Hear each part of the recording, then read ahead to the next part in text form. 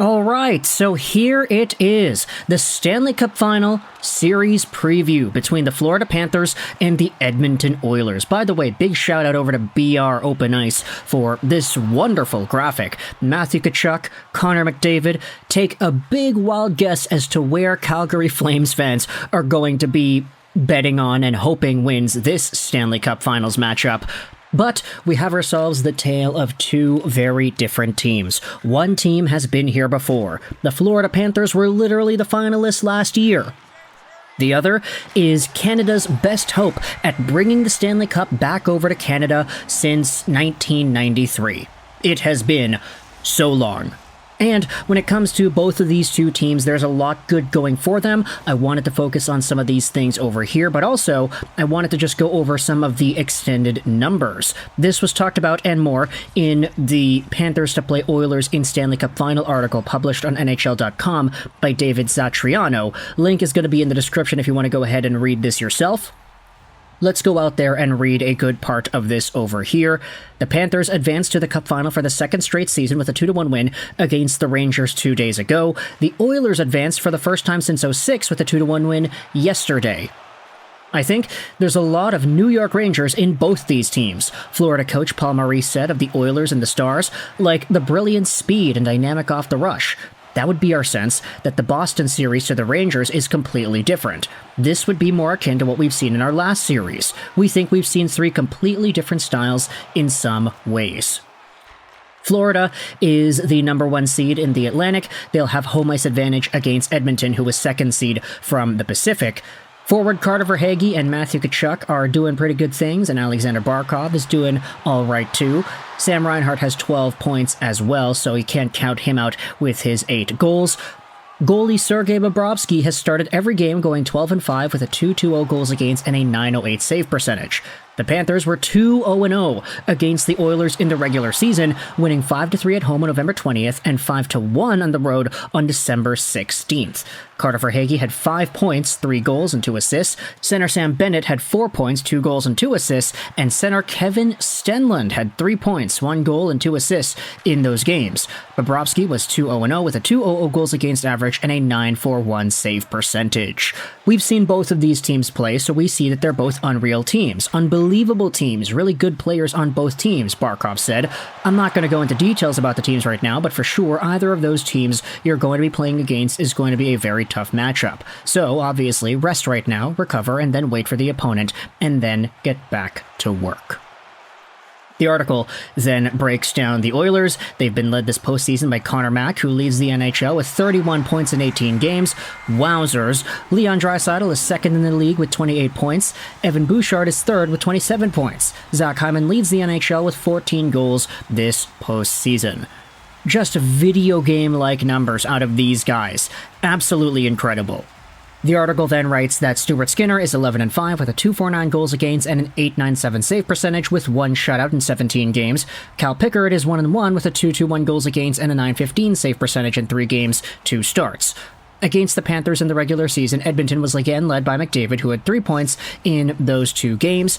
Calvin Pickard started each game going 0-0 with a 4.59 goals against and an 8.73 save percentage. The Panthers are 0-2 in the final. They lost in 5 games to Vegas last year and were swept by Colorado in 1996. Edmonton has won the Stanley Cup 5 times, with the last one coming in 1990. So, that is your NHL.com summary. If you wanted to go over some of the extra things, the extra statistics, Jeff Patterson went out there and labeled out one of the biggest ways that Edmonton was able to take control and win these series. It was special teams. Oilers penalty kill by series. Against LA, they were 12-12. Against Vancouver, they were 20-23. And against Dallas, they were 14-14. Edmonton has not succumbed to power play goal against in an entire series worth of time, and their penalty kill is just outstanding. Do the math over here, 12 plus 23. I know I could very well just find this online, but 49 total shorthanded situations for the Oilers, and they've killed off 46 of them. Their penalty kill is at 94%. Absolute bananas bonkers. And then, of course, their power play is as good, if not maybe a tad better. Okay, not a tad better. 93 is a pretty high number to attain, but still, The Oilers are dominating in special teams. So even though this is the result that we had seen, Florida took 5-goal victories in Edmonton twice, or once at Edmonton and the other just against them, but both against the Oilers. This entire thing of the Oilers having an 0-2-0 record against the Panthers, who really knows where that's going to go? Because even in the last series, everybody was saying, oh yeah, Vancouver swept Edmonton in the regular season. Who knows how the Oilers are going to bounce back? They're not going to be the same team, right? Same thing you could very well say could be present in this conversation. What I also wanted to do was go over some of the extended numbers, because if you talk about just the point production and the goal production, I mean, of course, McDavid, Draisaitl, Bouchard, all up here in league scoring. The first Florida Panthers guy is Matthew Tkachuk, who's got 19 points in 17 games played. Verhaeghe has 17, Barkov has 17, and if you scroll down to the goaltenders, the best goalie in the playoffs, who is now eliminated, unfortunately, was Jeremy Swayman. Everybody else amongst remaining goaltenders, you've got that Sergei Bobrovsky 908, Stuart Skinner 897. I saw a lot of people memeing around on social media saying, hey, guess what? The Florida Panthers, they went from facing off Andrei Vasilevskiy in the first round to playing Jeremy Swayman in the second round. Two crazy, amazing goaltenders. And then they had Igor Shesterkin in the third round. A bunch of these dudes are near the top of the NHL in save percentage. Vasilevskiy is not there, but he is still Vasilevskiy. They're going from Vasilevskiy, Swayman, and Shesterkin to playing off against Stuart Skinner of the Oilers. And to his credit, Skinner has looked very good the past few games here. He has not been as bad as we had expected him to be. Okay, I got signed out of Elite Prospects. That is so annoying. Are you kidding me? Why did I get signed out? Come on. 909 save percentage in game number 4, 950 save percentage in game 5, and a 971 save percentage in game 6. Of course, the Oilers only had 10 shots on goal, so Stuart Skinner had to be good.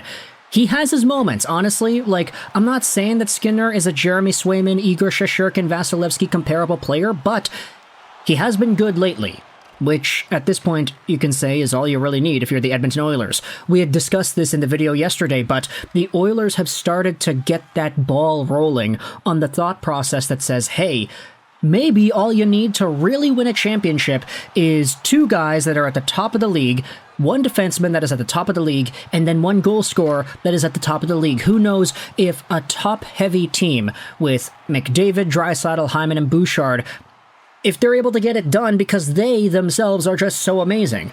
Look, I'm not going to go out there and discredit the rest of the Oilers, but I'm not saying they made the Stanley Cup Finals because Evander, Kane, Corey Perry, and Ryan McLeod are all fantastic. They made the Stanley Cup Finals because their top guys have been showing up consistently. And now they're going to face off against a Florida Panthers team that does not have the same top-end talent, but is arguably deeper than the other ones they have faced. Dallas especially. I mean, everybody was saying that Dallas was going to wipe the floor with whomever came out of the Vancouver and Edmonton series, but the Stars completely collapsed themselves. They could not beat Stuart Skinner. For me personally, if you had to ask me, twist my arm and get an answer, I'd say that I'm actually rooting for the Florida Panthers. I want that story to come to an end. I'd like to see Matthew Tkachuk get the Stanley Cup to his name. Of course, Vladimir Tarasenko, big fan of him. I want to see him succeed as well. But if I had to make a prediction, I honestly don't know.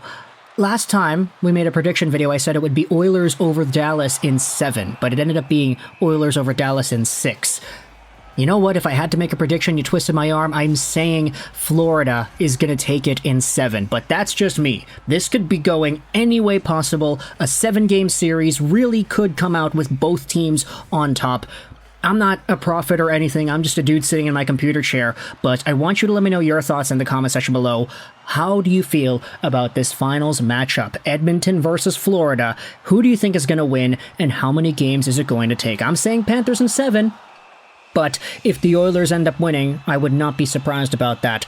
It just really depends on how the games are played, right? So let me know your thoughts in the comment section below about EDM versus FLA 2024. I hope you enjoyed this video. And bye.